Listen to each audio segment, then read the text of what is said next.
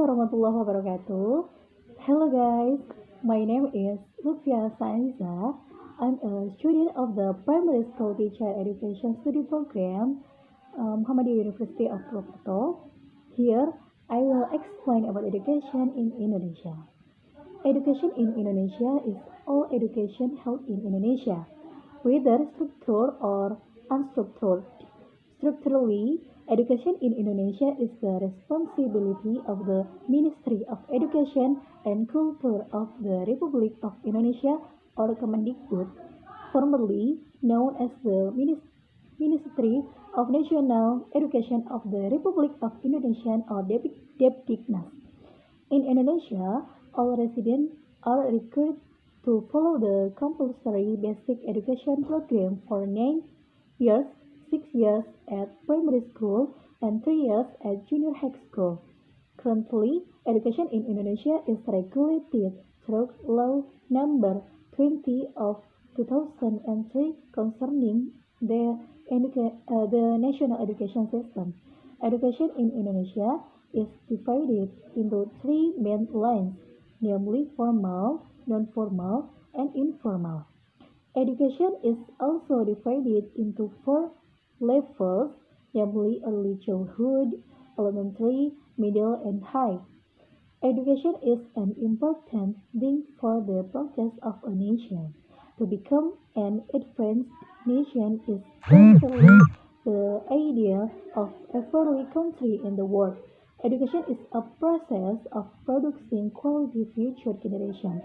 Indonesia is one of the developing countries that still has problems in the world of education. We often encounter education problems in various regions, either directly or through electronic media such as television, cell phones, and so on. All Indonesian children should have the right to education.